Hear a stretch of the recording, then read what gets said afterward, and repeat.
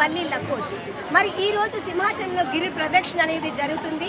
ఆషాఢ మాసంలో వచ్చే చతుర్దశి నాడు ప్రారంభించి పౌర్ణమికి ఈ నడకన అనేది ముగిస్తారు.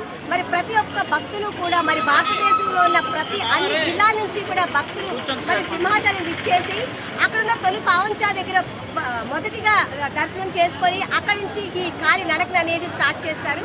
మరి సింహాచలం, అడవివరం, హనుమంతవాక, అలాగే ఈ మధ్యలో ఏవైతే ఉన్నాయో సెంట్రల్ జైలు కానివ్వండి, ముడిసర్లో కానివ్వండి, దాని మీదుగా హెచ్పి కాలనీ, సీతమ్మధార, మాధవధార, అన్యని కొత్త రోడ్, అలా గోపాలపట్నం, అలా సింహాచలం మీదుగా మళ్ళీ తొలి పావంచా వద్దకు వెళ్ళి మరి ఈ నడకనైతే ముగిస్తారు. అసలు ఈ నడకను ఎందుకు చేస్తారు అంటే ప్రతి ఒక్కరూ కూడా ఈ గిరి ప్రదక్షిణ అనేది చేయడం వల్ల ఏమవుతుందంటే భారతదేశంలో ఉన్న పుణ్యక్షేత్రాలు అన్నీ కూడా దర్శనం చేసుకున్నంత పుణ్యం కలుగుతుందని ఒక ఉద్దేశంతో ఈ 32 కిలోమీటర్ల కాలి నడకన నడుచుకుంటూ భక్తులైతే వెళ్తారు. మరి ఇంకో ఉద్దేశం ఏంటి అని అంటే పిల్లలు లేని వాళ్ళు, కొంతమంది తమకు చాలా కోరికలు ఉంటాయి, ఎవరు వారి కోరికలు కానీ ఈ గురి ప్రదక్షిణ చేస్తూ కోరికలు కానీ కోరుకున్నట్లయితే వాళ్ళ కోరికలు తప్పకుండా తీరుతాయని ఒక ఉద్దేశంతో ప్రతి భక్తుడు భక్తురాలు కూడా మరి ఈ గిరి ప్రదక్షిణ అనేది ముగించడం అయితే జరుగుతుంది.